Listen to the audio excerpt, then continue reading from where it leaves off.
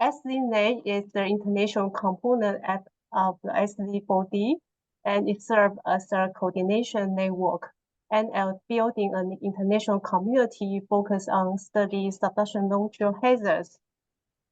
So we have three missions. First is to compare observation of subduction zone worldwide and try to cooperate on consistent instrument critical subduction zones that can provide key and transferable insights, and also to develop a neutral and international and diverse cadre for area career scientists. We also require community feedback. If you have any suggestions for workshop topic and speaker, please you scan the QR code below and send us your feedback. And also take a moment to complete the demographic survey if you have time. Today we will have the Dr. Sylvain Barbot, who is now an associate professor in Earth Science in USC. Dr. Barbot got his degree in USCSD in 2009, and then he moved to Caltech as a postdoc for about 2.5 years. Then he was an associate professor in Earth Observatory of Singapore from 2012 to 2018. And then he moved back to the US in 2019. Now he's an associate professor in USC. And his research focuses on physics, on study the physics of friction, fold dynamics, and lithosphere deformation during the seismic cycle. Today, he will be addressing the constitutive behavior of rock during the seismic cycle and implication for Megathrust dynamics. Without further ado, please join me in welcoming Dr. Sylvain Barbot. Okay, it's yours.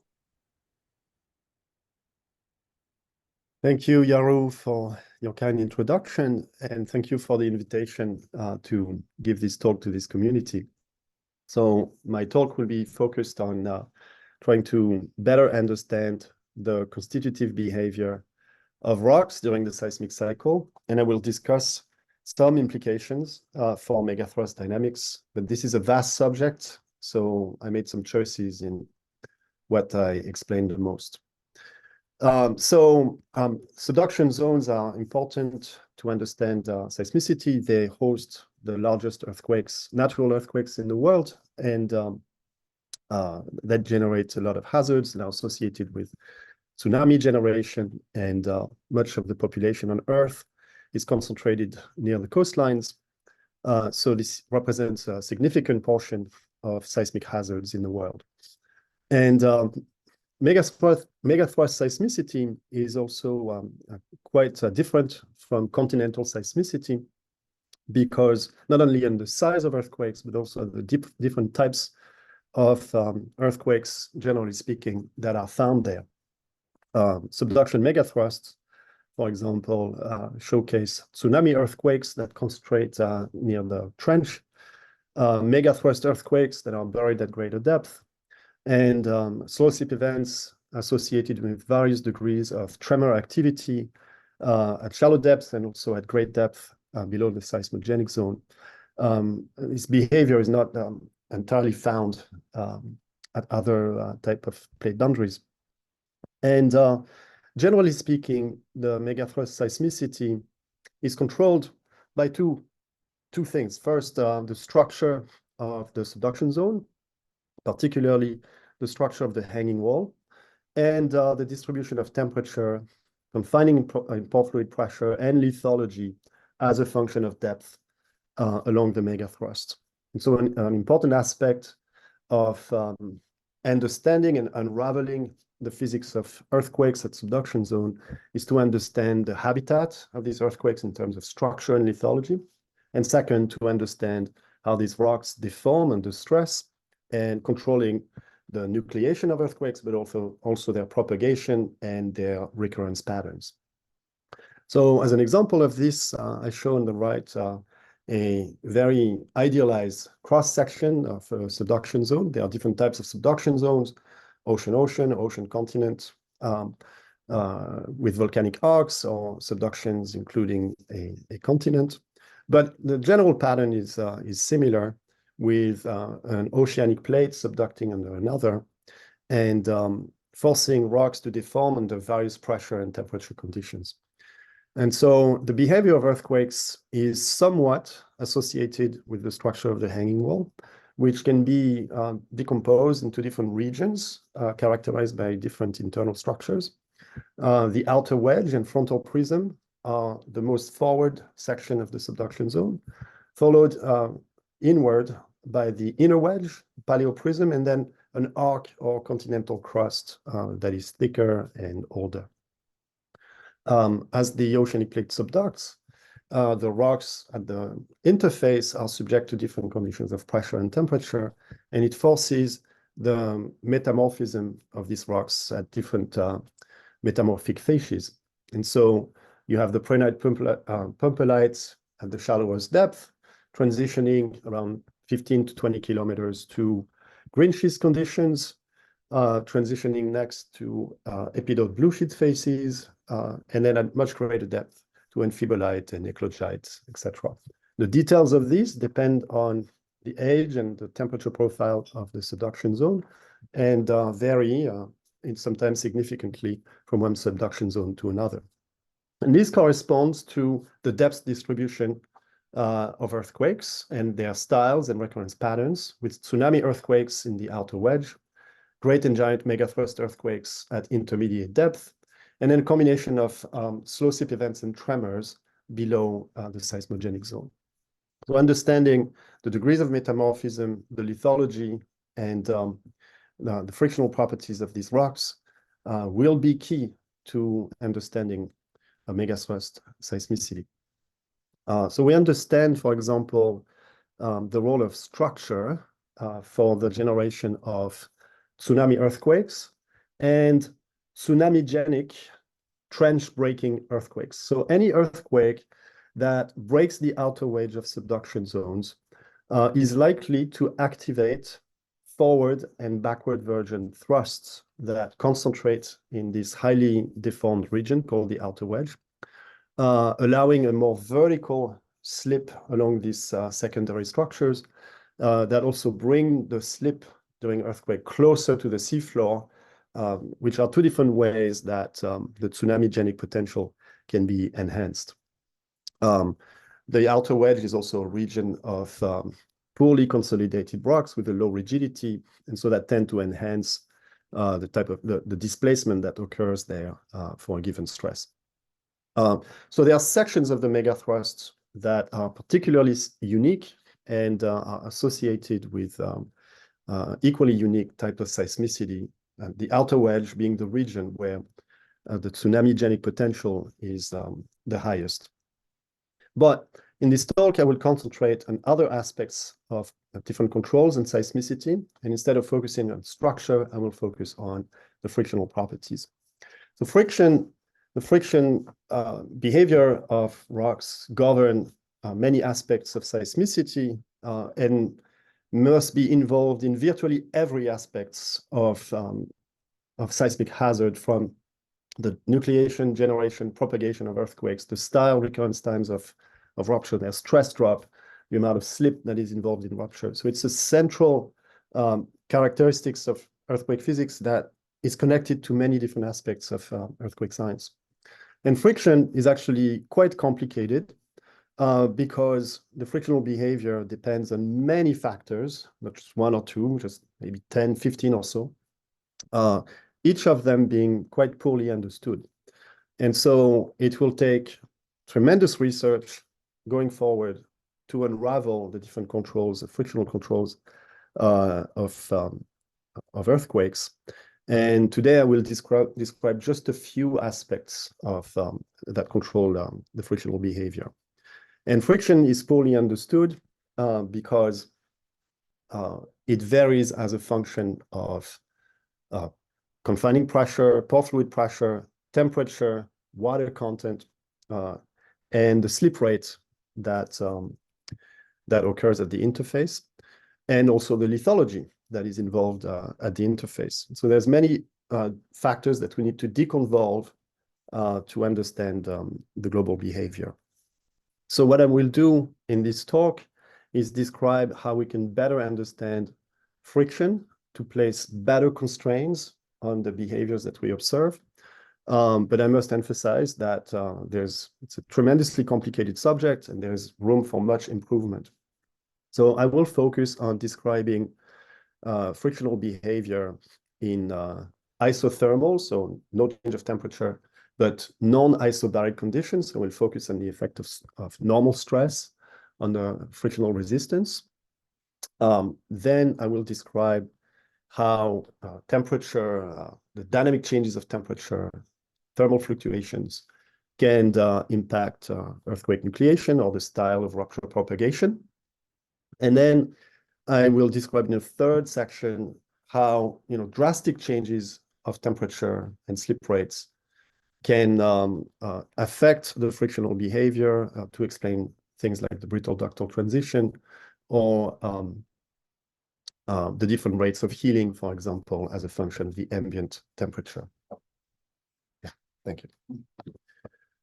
So let's get started. So as a first of three acts, I'm going to describe the effect of friction in isothermal non-isobaric conditions, and I will describe the steady state effects, the bulk strength of rocks, but also transient effects when normal stress is being varied dynamically.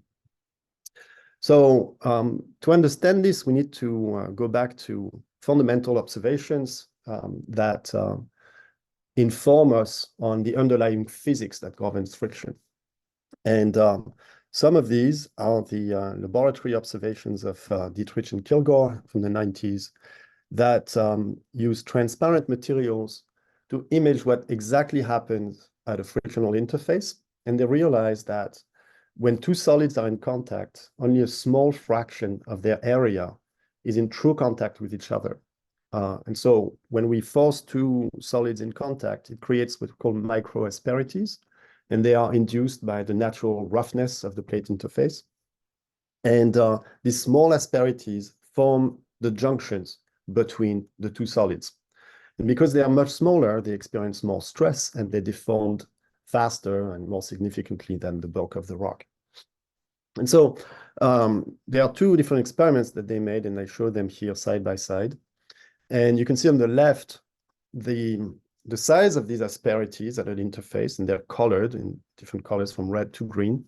The colors indicating the amount of stress that was applied perpendicular to the interface. And you can see that at low normal stress, the asperities are in red, and they are rather small.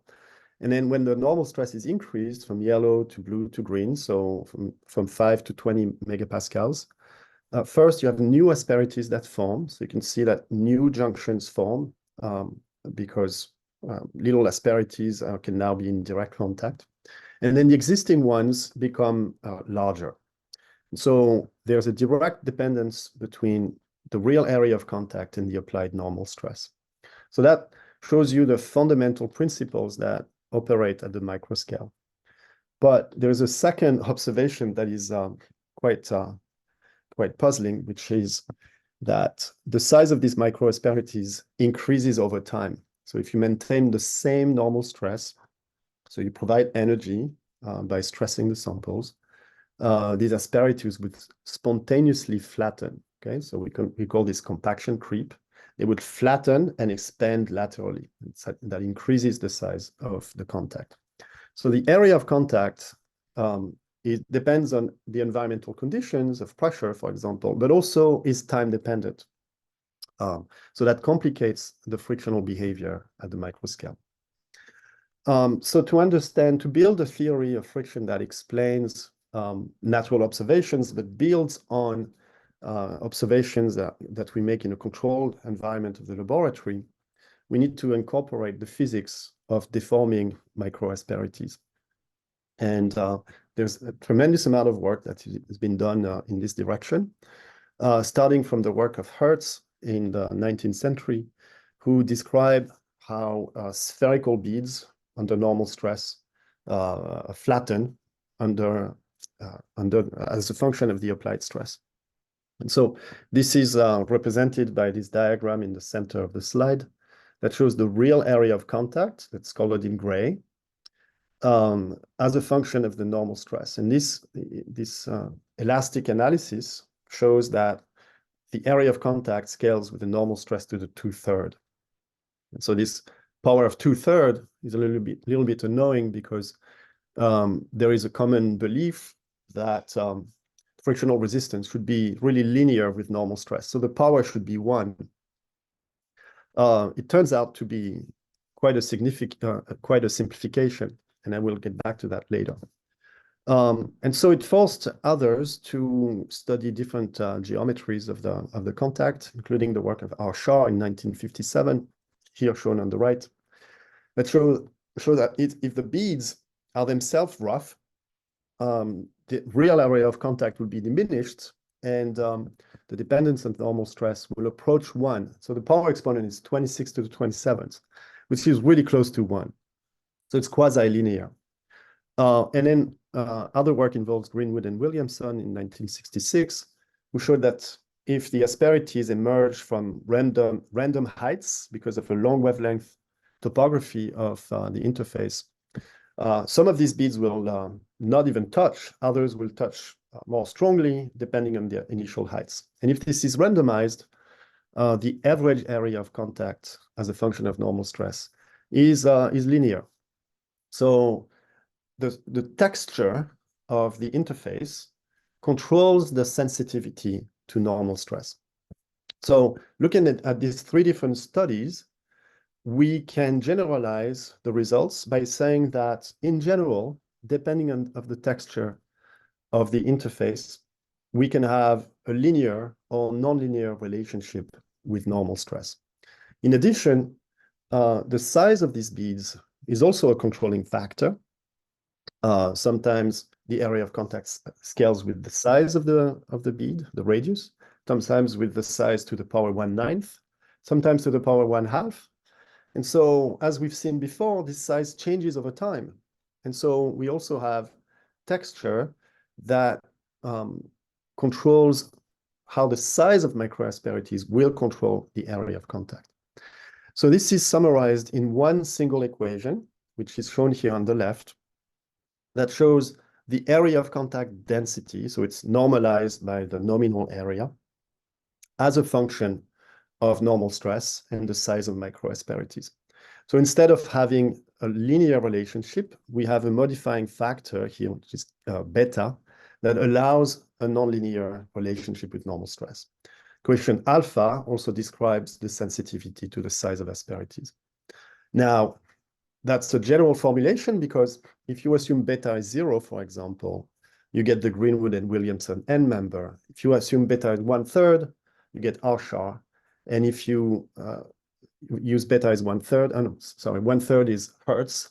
And if you use 1/27th, you get R-char. So it's kind of a roll-off factor that allows us to land on different N members. And coefficient alpha does the same for the size sensitivity. The normal stress depends on the indentation hardness, and that can be changed by invoking the yield stress for shear, for plowing. And that provides us with a ratio of these 2 different yield strengths, which we can equate to a reference friction coefficient μ0. I will use this a little bit later. So we can verify this formulation and test whether sensitivity to normal stress is linear or nonlinear for different rocks. And for this, we can use the data from Dietrich and Kilgore, who have measured the area of contact as a function of normal stress for different kinds of transparent materials. And so you have here the results for acrylic, calcite, glass, and quartz. So you have the area of contact that is measured optically as a function of the normal stress that was applied. On the top of the slide, you see a linear plot of this relationship. And at the bottom, you see the same data plotted in a log-log plot, which reveals, the slope of this data should reveal the power law exponent. And you can see that in all cases, the best fitting beta value is never small. It's always close to 0.1 or sometimes 0.4, indicating that in all of these cases, you have a significant nonlinear relationship between the area of contact and normal stress. And it verifies the assumed equation that relates the two. Okay, so these are the building blocks of a theory that explains friction. And now the last step is simply to say that the frictional resistance will be proportional to the area of contact. So we can do this in different ways. I will start by describing a static failure criterion, describing the frictional resistance to sliding independent of velocity. And so in that case, you can say that the yield stress is simply proportional to the area of contact. So this is shown in this equation on the upper left, where the yield strength is the area of contact density times the yield strength for shear. So this is a linear relationship. Now, that's interesting because we know what the area of contact is with respect to normal stress and other textural parameters. So we can inject it here and have a more a thorough definition of the yield strength.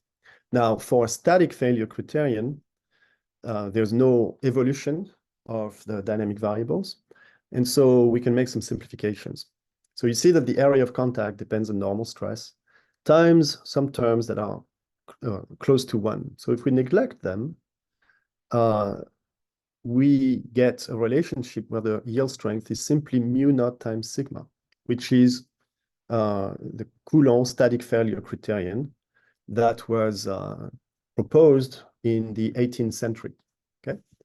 Now, so this is a first order approximation, and you see that we are already missing some terms. And so what are these terms? They are the terms that depend on time. They provide us the evolution of the texture at the interface. And this evolution is critical to obtain seismic cycles. So when we use a static failure criterion, it does not allow us to represent thoroughly the seismic cycle. So then we need to invoke a kinematic failure criterion, so a velocity-dependent failure criterion, which we can do in this very simple manner. So we start with the same failure criterion proportional to the area of contact. And then we simply say that the velocity of sliding depends on the applied stress relative to the yield strength. So how do we do this? It's a power law of stress to the power n, but stress is gauged relative to the yield strength. So it can be above the yield strength, at the yield strength, below the yield strength. And if the stress is 0, the velocity is 0. Okay. Now we can substitute the area of contact for what it is. And when we do this, we get a friction law, a constitutive friction law that relates the slip rate, the stress, state variable, which is the size of microasperities, and the normal stress, right? So this is a friction law in isothermal, non-isobaric conditions. Okay, so then to capture the seismic cycle, we need to allow stress drops and then healing so that the strength recovers, allowing for cycles of earthquakes. So this can be done by explaining the time dependence of the size of microasperities. And we've seen that they deform over time by flattening, which increases the area of contact. But they are also rejuvenated during slip because you offset the topography of the interface. And so asperities find new neighbors and they form a fresh contact that resets the age of the contact. And so it needs to flatten once again to recover its initial size. So you need an evolution law that captures that. And so it has two parts, describes the size of contact. So it's the rate of change of its size, which has a positive component. So the size increases. That's the first term on the right-hand side. And a negative component, which is the second term on the right-hand side. So the first term is simply a creep law. So what you recognize on the far left is the strain rate. Strain rate is the rate of change of the size of microasperities relative to the current size. So that's the strain rate. So the strain rate follows a power law of stress, which is what this is, and it is grain size dependent. So you have this current size of asperity to a power that governs the rate of growth. And the rejuvenation term is proportional to the velocity, to the strain rate, really. So V over 2H is the strain rate, and H is the size, the thickness of the frictional interface. So you can do this in a linear way where you calculate the difference between the healing rate and the rejuvenation rate, or you can look at the log of the ratio. The difference of the logs, so the log of the ratio. And so that's another formulation that captures healing and weakening as an evolution law, but in multiplicative form. Okay, so there are different options, different end members to describe this. It turns out that they predict different evolutions, but the same steady state microasperity size, which is a function of normal stress and is inversely proportional to velocity. So once we have that, we can predict the steady state frictional resistance as a function of velocity and normal stress. So this is what we do here. When you look at the steady state frictional coefficient, you would see that it depends on the direct effect of velocity, but the steady state size of asperities also depends on velocity. So the power of velocity has two terms, and it allows the velocity dependence to be increasing or decreasing. So that predicts velocity strengthening when this power exponent is positive, and velocity weakening at steady state when this power exponent is negative. But it also predicts that the friction coefficient follows the normal stress to a power. And this power can also be greater than 1 or lower than 1. And that would create a friction coefficient that decreases with normal stress or increases with normal stress. And that goes counter to many simplifying assumptions that we see in the literature and done in the community, where the frictional resistance is often assumed to be linear with normal stress.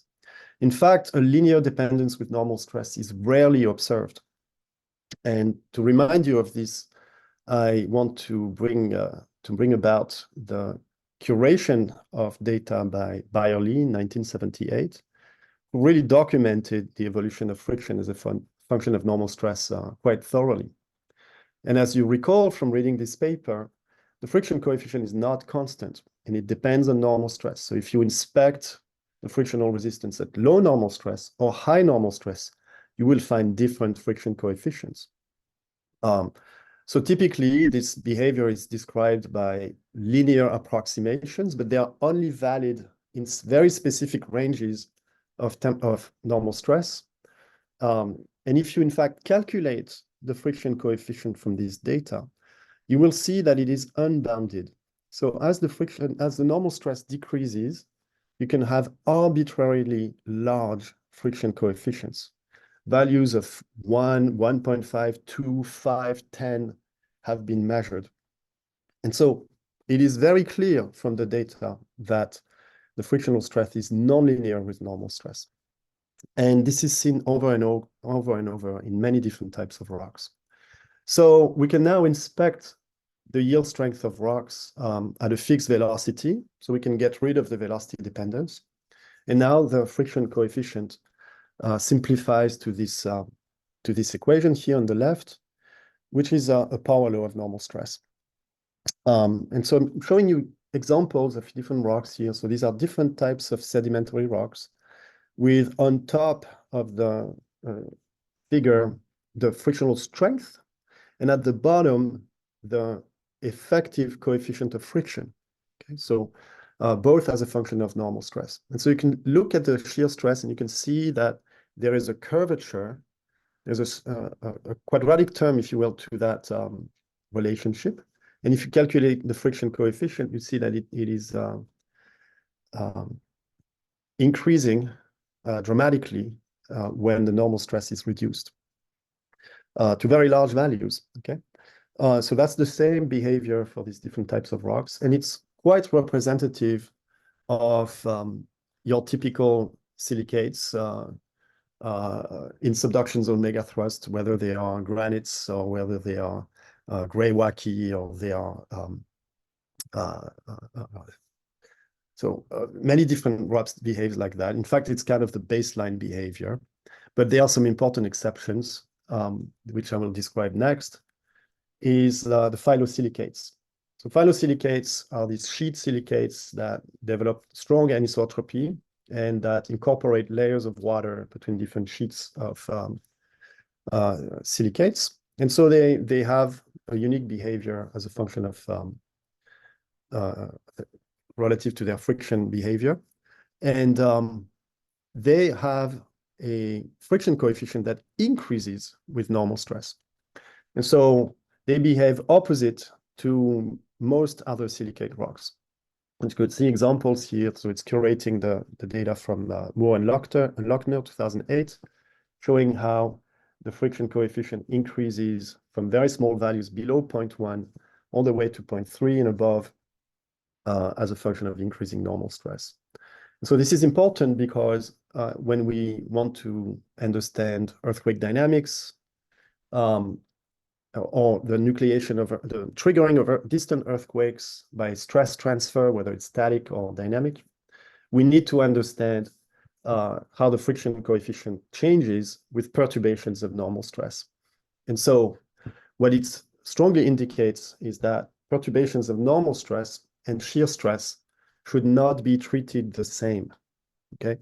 The normal stress induces changes in the friction coefficient that shear stress does not.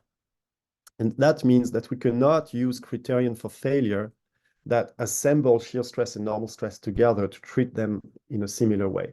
And that's what is done with the Coulomb stress analysis. So I emphasize that this is not a way that incorporates what we understand how these rocks behave, okay?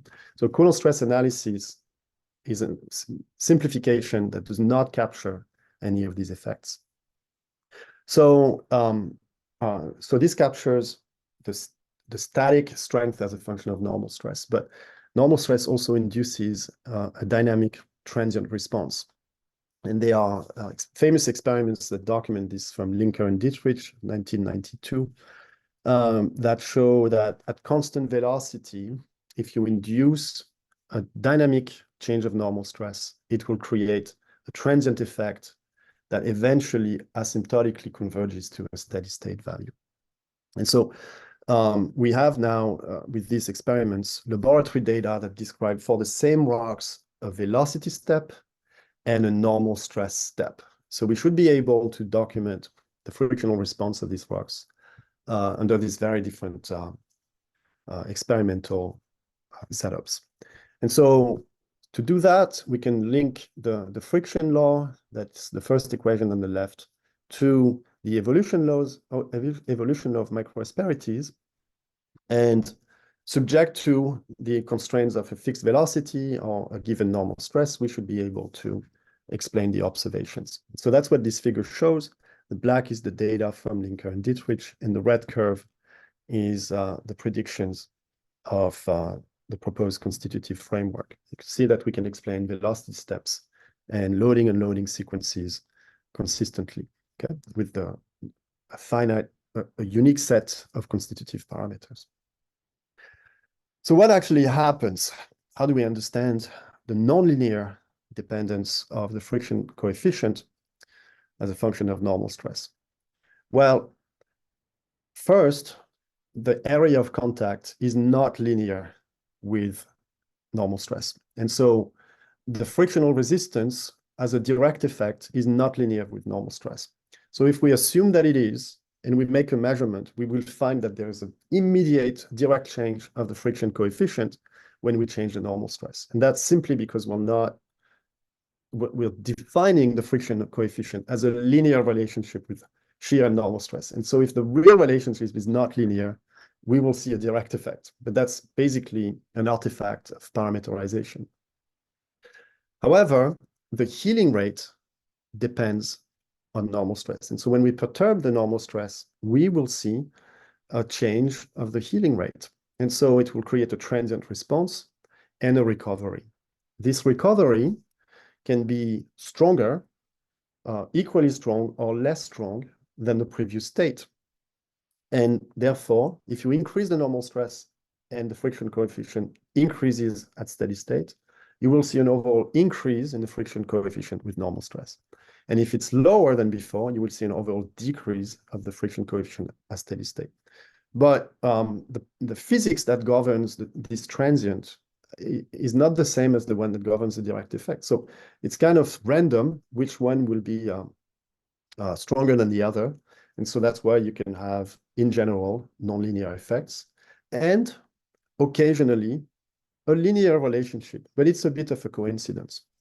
So in general, the friction coefficient is not independent of normal stress. And this is an important effect that we should incorporate in our models of earthquakes and triggering. So this was the background to understand the physics underlying friction. I think normal stress is important to understand important details. But now I'm going to discuss the effects of temperature. Why is that important? On a subduction zone, rocks are subject to tremendously different temperature regimes. So as a function of depth, you should expect different behaviors as a function of temperature. But also, earthquakes generate heat through shear heating. And therefore, changes of temperatures are dynamic, and you have dynamic changes of temperature, and therefore, it contributes to the dynamics of earthquakes. So it's an important effect to take into account.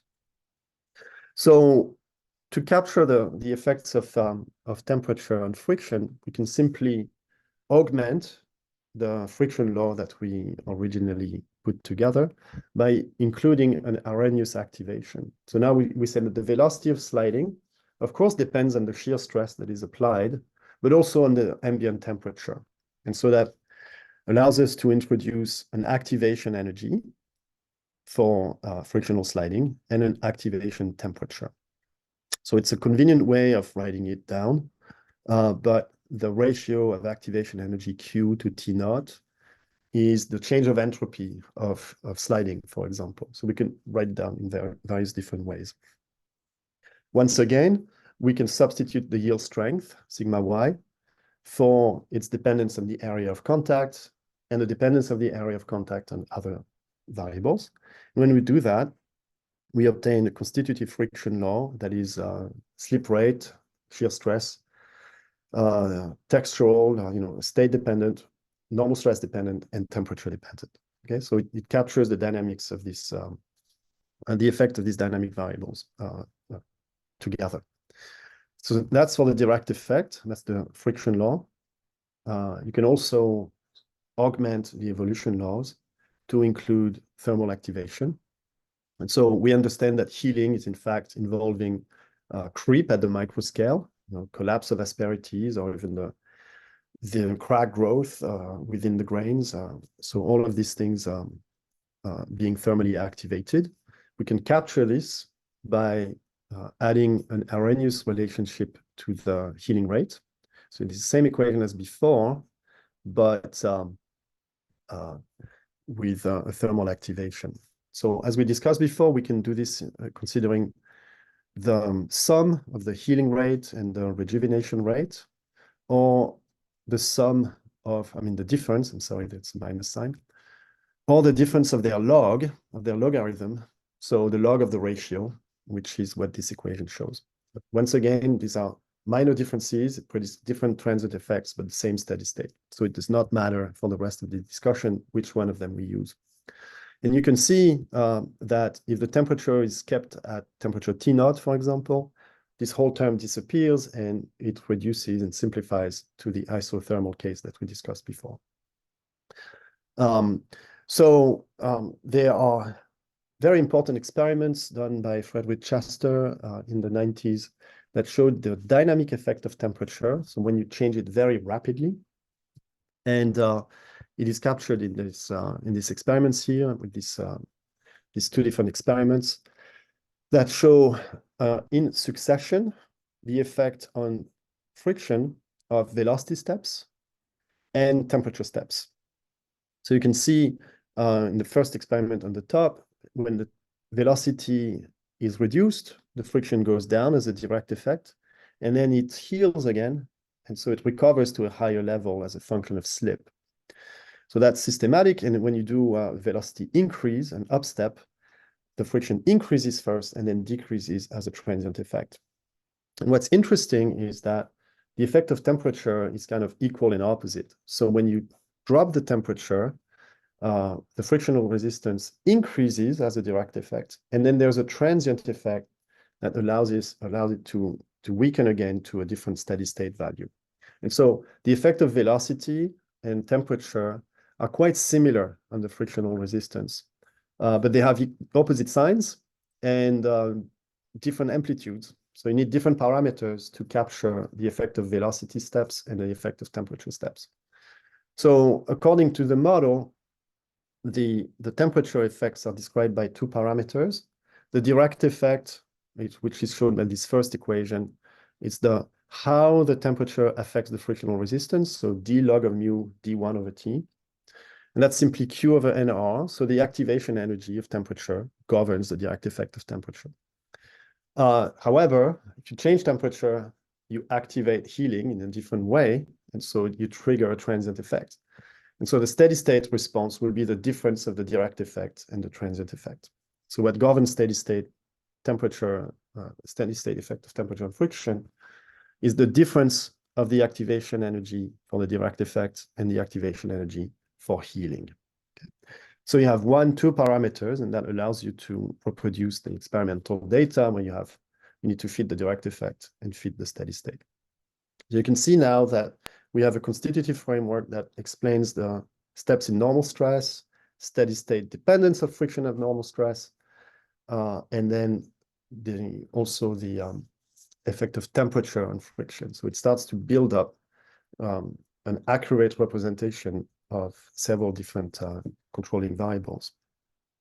So because you have a direct effect and a different steady state dependence on temperature, friction can be temperature hardening, temperature neutral, or temperature weakening, temperature softening. So if it's temperature softening, that means you can have thermal instabilities. With shear heating, you increase temperature, soften the material, and so it slips faster, so it heats more, and etc. So it's a positive feedback loop, and that creates a thermal instability. That's quite important because shear heating effects can be quite important at very different ranges of temperature. So understanding these effects is important if you want to understand, for example, slow slip events, tremors, and also the propagation of ruptures that start in a typical way. So we need to better understand these effects to understand the earthquake phenomenon. Now I want to discuss a little bit why understanding friction is useful for a wide range of applications in earthquake physics. And many modelers of earthquakes do not need to go in this level of specificity of the frictional behavior. And they rely on a macroscopic description of earthquake rupture, where the strength is assumed to increase immediately as a direct effect, weaken as a function of slip, and then stay as a baseline level for much of the subsequent slip. We call this the slip weakening model, and it's been very useful in describing earthquake propagation in many different types of scenarios. And so we can be tempted of saying, oh, why do we need friction since we can do things in much simpler ways? Well, the answer is that when you use a linear slip weakening model, you are not explaining why it is a linear slip weakening model. And so when you study friction, you can actually explain that behavior. In fact, when you model rupture propagation and initiation using friction laws, a linear slip weakening model emerges spontaneously from these simulations. And I'm showing you examples here from a recent paper by Bin-Hao Wang and myself, who show that in isothermal conditions, you run earthquake cycles in different conditions. And when the fault is sufficiently unstable, it kind of converges to a linear slip weakening model. So basically, friction is compatible and explains a linear slip model. But it also provides ways to modify it and to predict how it will change under different conditions.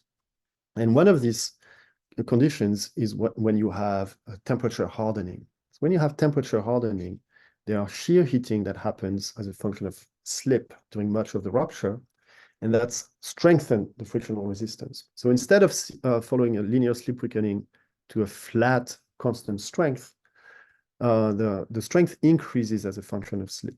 And that happens to change the behavior of rupture propagation tremendously. And I will get back to that later. The bottom line here is that friction laws that I've been describing explain linear slip weakening. And so all the results that derive from linear slip weakening are compatible with the frictional assumptions. Okay, so now let's discuss some other effects related to temperature. And temperature is a very important controlling aspect of friction. It affects friction in many different ways. And what we see, in addition to dynamic effects of temperature perturbations, if you bathe the rocks in different temperature, they will behave in very different ways. So this is summarized in these 6 different observations from different labs using different rocks, different investigators that show that the temperature controls whether a rock is velocity weakening or velocity strengthening in the first place. So these experiments are done by measuring, by conducting velocity steps and looking at the direct effect and the steady state effect. And these are typically captured by these parameters A and A minus B, which are measures of how velocity affects friction as a direct effect or how it affects it at steady state. So A and A minus B is what we typically use in the community to describe these effects. So when A minus B is positive, it's velocity strengthening and stable. And if it's negative, it can be conditionally unstable and generate earthquakes. So it's important to look at these parameters as a function of temperature. And for these experiments, we see that the A parameter, the direct effect, is relatively constant, okay, relatively independent of temperature. However, at steady state, so A minus B in red here transitions abruptly from a positive value to a negative value. And that's what we systematically see, okay? It's positive and then negative, positive, negative, positive, negative. So at a certain temperature for all of these rocks, there's a temperature for which they will become velocity weakening and unstable. So it's important because it describes the temperature and or the depth at which we can expect the nucleation of earthquakes. And so we want to explain this behavior. So we want to explain how temperature can affect the stability of sliding so much. So to do this, we can take into account the competition of different healing mechanisms that operate within the gouge that separates the 2 sides of the fault. And so you can have many different healing mechanisms in terms of processes that happen, processes of deformation. So you can have basically bulk viscoelastic compaction of grains that increase the area of contact. You can have their dislocation by subcritical crack growth and in general comminution, and you can have also pressure solution creep. So these are things that at the micro scale involve very different processes. But all of these processes will have different thermodynamic properties, whether they act on pyroxene or quartz or limestone, calcite, right? So mechanisms here are broadly a generalization of processes acting on different minerals, right? And so it can be a single process acting on 2 minerals, and that will behave differently at different temperatures. And this can be captured by not only considering a single healing mechanisms like we have done so far, but considering N, okay? And that's for convenience, in practice, N equals 2 in most cases. So we can look at the competition between 2 healing parameters, and they have different sensitivity to asperity size, different sensitivities to stress, different activation temperature, and activation energies. Okay, there's, as always, these two end members that capture this effect in very similar ways. And so once we incorporate this, it produces the continuous line that we see in these figures, okay? So it produces constant direct effect parameter because we have only modified the healing rate. It does not change the direct effect at all. So it's constant A and different B that are activated at a threshold temperature. Okay, and the activation energy governs the temperature range of this transition. So it can be constrained in this way. So we can look at A minus B, which are post-processing analysis, or we can look at the raw data of these velocity steps.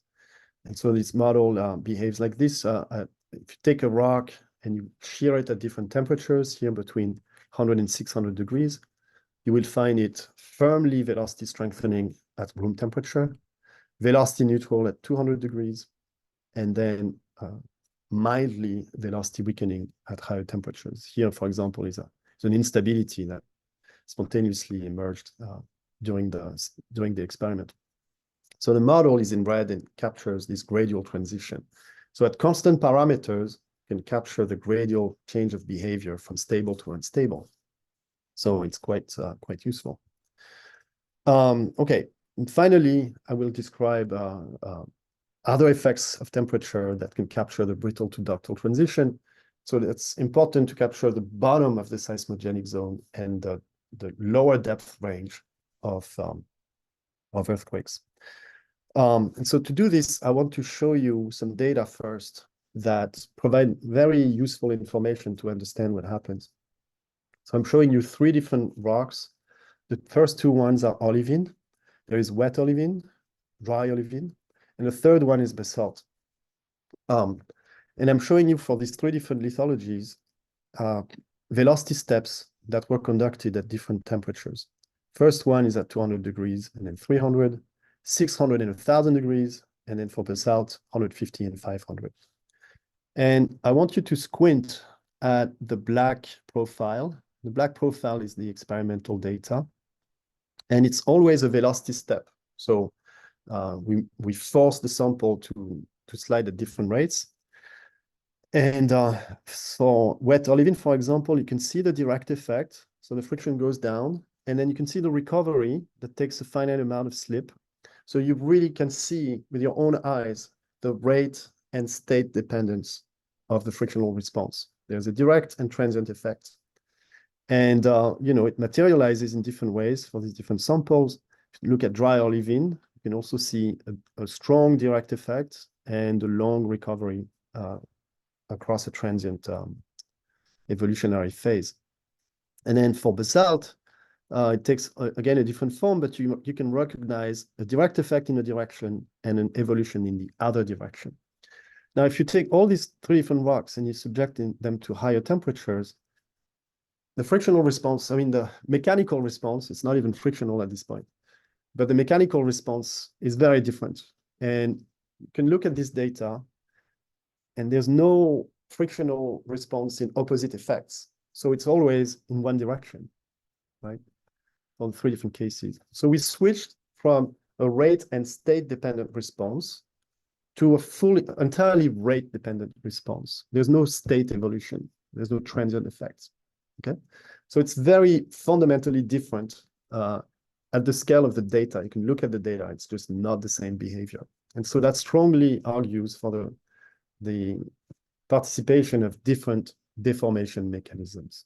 Okay? You can also notice that in the rate and state case, the evolution of friction is very small compared to the evolution at higher temperature, which is a much larger direct effect. So, it suggests that there's different mechanisms and they have very different properties. So to capture these effects, we need to expand the friction world and incorporate creep into these constitutive equations. So this is done in the simplest way possible because at the micro scale, you have deformation mechanisms and they cause strain rate within the gouge layer. And so anything that deforms the gouge contributes to the total strain. And it is enough to sum up the contribution of all of these mechanisms of deformation to capture the total deformation. And so instead of a friction law that was considering a single mechanism of shear stress, power law of shear stress, we consider the sum of everything. And once again, it's a sum from 1 to m, but typically m equals 2, and in rare cases it equals 3. It depends on the temperature range that we consider to capture this effect. So it's a very simple modification to the constitutive law by considering the different ways that it deforms at different temperatures. So these mechanisms always operate.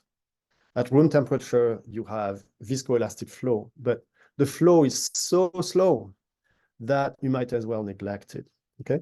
So even though the equation is complicated, in practice, at a given range of temperature, there's only one mechanism that operates and the others can be neglected. And so you can look at this diagram here, which is just a schematic, to understand how the frictional properties will change, because if you have two mechanisms, so you have the velocity here on the x-axis, the log scale, and traction, shear traction on the y-axis as a log scale. And so for a given velocity, nature will eventually decide, would eventually take the path of lowest resistance, and it will follow the path of the lowest stress here. And so at low velocity, it will take mechanism 2, which has a high slope. And then once it intersects mechanism 1, it will follow that mechanism for the higher velocity. So as a function of velocity, you will switch governing mechanism. And these mechanisms have different properties, different power exponents, and it will materialize by different direct effect parameters, different A minus B parameters, etc. Right? And then if mechanism 2 is more thermally activated than mechanism 1, if you change temperature, it will offset that curve to the right. And the intercept, when you switch mechanism, will occur at a different velocity. So because of that, you will have a temperature and velocity dependence of the governing mechanism. And that will give you a temperature and velocity dependence of the frictional properties. Okay. And that's kind of simple approach explains a lot of data. So it seems to me that this is sort of a universal behavior. So I'm showing you data for westerly granite. Of course, you don't find westerly granite in subduction zones, but you could find granite of another type at subduction zones because of continental erosion. So it's relevant to understand subduction zones. And what we see here as a function of temperature, if we look at friction first, it's the top of the figure. You can see that from 0 to 300 degrees, it's temperature hardening. You see a very important change of the friction coefficient as a function of temperature, an increase. And then there's a transition, so it's temperature neutral, and then it's temperature softening at the higher temperatures. And that transition corresponds to a brittle to flow transition. And so not only the temperature dependence changes, but you can see a mild temperature dependent at the beginning and then a very strong one in the end. So that indicates a much larger activation energy at high temperature. So a different mechanism. And that transition depends on velocity. So at low velocity, it's at colder temperatures, and at high velocity, it's at higher temperatures. So if you go fast, you can make a material brittle when it used to be ductile, essentially. Right? So temperature and velocity control whether you are brittle, semi-brittle, or ductile. And at that transition, you can see a very rapid change of the direct effect parameter A with values that triple at higher temperature. And the effect of healing takes place in a different temperature regime. So the transition from velocity strengthening to velocity weakening operates at about 100, 150 degrees. And that is independent from the transition of shear mechanism that happens at higher temperature. So the seismogenic zone is defined by the negative portion of that curve, and it's controlled from the left by the change of healing mechanism, to the right by the transition to ductile or semi-brittle flow. So very different reasons. Okay, and for basalt, we see the same thing. So I summarize here some of the observations by Okuda that show combination of temperature effects and velocity effects. So you can see here 150 degrees and 500 degrees, same range of velocities in both cases, from 1 micrometer per second to 30. And you can see that if it's cold enough at 150 degrees, you will have a rate and state a frictional response to velocity steps, a direct effect and a transit effect. But at 500 degrees, and if you go sufficiently slowly, it will eventually transition to a rate-dependent creep. And so if you go fast, you have a little bit of an instability here. And if you go slowly, it becomes velocity strengthening. You can imagine a velocity at which it's neutral, and then you transition to completely rate-dependent friction at low enough velocity. So you can clearly see the joint temperature and velocity controls on the frictional behavior. So that can be summarized here in these plots where you show A minus B, for example, so that when it's negative, it's unstable as a function of both temperature and velocity. And it's not a square. It's kind of an interesting pattern with two velocity strengthening domains at low temperature and high temperatures that behave differently. So the lower left one corresponds to the brittle to ductile transition, and the upper right one corresponds to a change of healing mechanism. And so this kind of background theory explains in great details the stability condition of basalt. Basalt, of course, can be incorporated at the megathrust interface because it's contact between the ocean crust and the accretionary prism. And so that's relevant to understand megathrust dynamics. Okay, and I want to emphasize that I've emphasized here the effect of temperature, but the model also works well to understand the velocity dependence of friction. Here for natural samples, extracted from fault zones in different places, the San Andreas fault, the Alpine fault, some subduction zones as well. And we can see that for natural gouge, there's always a velocity dependence of A minus B. Sometimes it's velocity strengthening in different levels of different strength. But sometimes, for example, for serpentinite, where is that? I do not see it. Here, serpentinite in the center. At sufficiently low velocity, it's velocity weakening, and it increases to velocity strengthening at high velocity. So understanding friction allows us to understand nucleation and propagation of earthquakes and other instabilities. So Sylvain, sorry, looks like you are wrapping up. Just to give you a quick clock check reminder. Yeah. So thank you for that. So you know what? Because of time, I will skip that and simply conclude that frictional behavior is really complex. It depends on many variables, many of which I have not even described, such as pore fluid pressure and texture, things like that. Mixture, also the fraction of different minerals within the gouge. So there's still many aspects of friction that we need to better document and better understand. But some of the most important aspects of friction are controlled by temperature and velocity. And those ones we start to understand well. It's complicated, but it's tractable. And many of these effects can be captured by these two equations that describe the frictional behavior. So if we continue to explore this behavior in dynamic simulations and also with data, we can better understand the seismic behavior of subduction megathrusts. And I will leave that slide up for the recording so you can know where to find the relevant publications. Thank you for your attention. Thank you. Thank you for that great talk. I want to invite everyone to give you a virtual round of applause, and we can open the floor up for questions. There's the Q&A feature at the bottom of your video screen if anyone has questions that they would like to ask.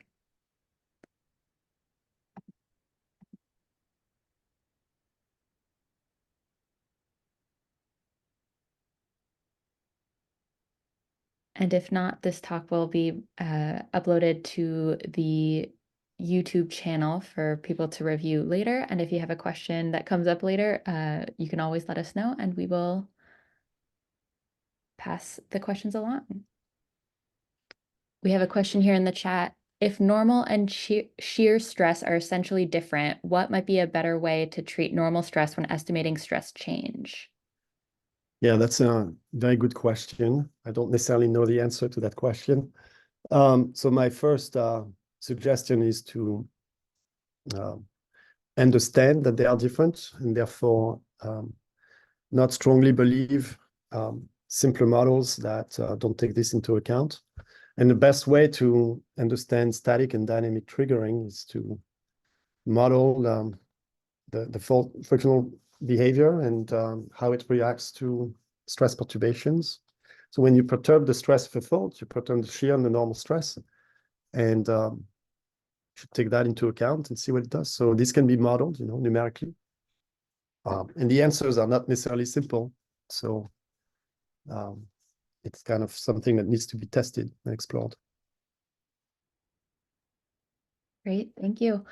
And a question here from Keelan Wang. Can you further elaborate a bit on the mechanism of healing? Yeah, so in the way I understand it is that fault strength is really about how much of the rock is in true contact with each other. And that is a time-dependent property. So if you do anything that increases the area of contact, it will strengthen the contact. So there's been debates about what the nature of the frictional strength is, whether this is the area of contact or the strength of these existing contacts. And so I acknowledge that, but I think at first order, the area of contact seems to be the most important. So any mechanism that increases the area of contact heals the rock. So, and that can be accomplished in many different ways at the micro scale. And even if you fracture grains, they become smaller and they compact better and they can increase their contact area. So it's not necessarily, fracturing can induce healing. It's kind of complicated. Then of course you can have healing processes that are not related to the area of contact and it's more related to chemistry, for example. So if you cement your fault, you will obviously increase in strength. So there's more things we can incorporate to describe healing. The simplest definition is that it's a mechanism that increases the strength, whichever way you attain that. What I have described today is by increasing the area of contact. Thank you. And from Mingqi Liu, great talk. How does material hardness affect the contact area and friction behaviors? Okay, so if we go back to many different slides away, you can see that the hardness is, let me get back to there. I think that's here. Yeah, so the hardness directly controls the area of contact at first order. So if you're interested in modeling the area of contact, you need to know the hardness of your material very well. This is relevant to understand all the experiments that document light propagating through an interface or acoustic transmissivity of an interface where the area of contact is really important. But if you're interested in mechanical strength, frictional resistance is less important because what happens is that the yield strength is proportional as well to the shear strength, and the area is inversely proportional to yield strength, indentation strength. So it's really the ratio between the two that matters. And it turns out that these two yield strengths often change together. And so their respective amplitude is not really important. They could also both depend on temperature, but since they're the same, this dependence cancels out. And therefore, once again, it's not very important. So indentation hardness is most important when you want to understand the area of contact. Okay, and that may be something very important. Thank you. From Anonymous, thanks for the talk. How does your framework account for slip and aging law argument? Yeah, that's a good question. So you have seen that I've stayed relatively agnostic with respect to this debate. So in many cases, I show one formulation which is compatible with the aging law and another that is compatible with the slip law. In reality, my opinion is that both of these laws are incomplete. So I don't want to strongly argue for one or the other when I know in the back of my head that they're both wrong or incomplete, not entirely wrong. I want to point out to experiments from Nagata, for example, who show that healing should also depend on the shear stress or its rate of change. So I think there's a broader debate than simply whether it's the aging law or the slip law. Really, the debate is, what is the evolution law? And it's probably something that's neither the aging law or the slip law, but something that will look like that, because these laws work very well in certain cases. So we need more work to figure that out. I think it's attainable. We have enough data to constrain this. We just need to roll up our sleeves and figure it out. Great. And then the last question we have here is from Anne Voigtlander. Thank you, Sylvain, for the interesting talk. How much do we know of the friction at low normal stresses, and how does the friction coefficient evolve from no to high normal stress? Yeah, so for most rocks, the friction coefficient decrease tremendously with normal stress. If I can find this slide. So it behaves like this for most rocks. The friction coefficient is essentially infinite at vanishing normal stress. So it's an asymptote that goes to infinity. And then very rapidly, it converges to a steady state value that's familiar. For example, 0.5, 0.6, 0.7, depending on rock type. So at sufficiently large normal stress, it's almost constant. In reality, it's not constant. It's just asymptotically constant. So that's the behavior that I typically see, and we see it also in the data from Byerly, with exceptions of phyllosilicates that do exactly the opposite. They increase with normal stress. So it kind of depends on the rock type. Great. And I lied when I said that was the last question. We've had two more come in from Jay Julve. Hi, Sylvain, great talk. Do you think that this constitutive law can be applied to explain changes in the rock fabric at paleosubduction zones by comparing with strain rate measurements? Okay, I don't know the answer to that. I don't know the answer to that. Let me think about it for a second, or maybe you can provide more context. Changes in the rock fabric, paleosubduction zones, changes. What I'm not understanding the question is, what are these changes? Are they changes of our geological timescales, or are you comparing different rock types and you want to predict what the frictional resistance used to be? I'm not sure what the question is really about, but currently we cannot predict friction, whatever that means, as a function of lithology in a systematic way. There are studies that document this very well, by mixing different combinations of minerals together. So it's well documented, but not well understood, in a theoretical sense. So I don't think we're ready to extrapolate laboratory measurements, for example. So if you know how many phyllosilicates you have, or how much quartz you have in a mixture, I cannot tell you, oh, the frictional resistance will be unstable at 165 degrees, or, it's not that level of sophistication, but it's a long-term goal. So I hope we'll be able to do that someday. Thank you. And then our last question, also from Keelan Wang. For those red curves describing how AB depends on temperature, what controls the slope of change? Yeah. I skipped that. I went through that very quickly. So I figure Kelling is talking about these observations. So thank you, Kelling, for your question. The abruptness of that change is controlled by the relative difference of activation energies of the healing mechanism 1 and the healing mechanism 2. So if, say, the first healing mechanism has an activation energy of 20 kilojoule per mole, and the second one has an activation energy of 120 kilojoule per mole, you will see a very abrupt change of behavior, almost step-like. But if the second one has an activation energy of, say, 40, compared to 20 kilojoule per mole, you will see a gradual change of behavior. So it's how sharp is the transition, is how different the thermodynamic properties are. And so there's two properties for thermal activation: it's energy of activation and temperature of activation. The energy controls the slope, and the temperature controls at which temperature it happens. So it moves this curve left and right. So it's quite simple to fit the data with these two parameters. Thank you.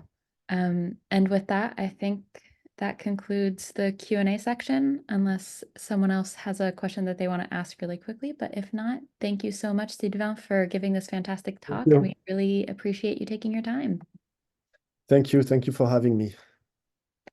And thank you, everyone, for joining in your morning, evening, or afternoon. And we hope to see you at the next one tomorrow. Bye. Bye.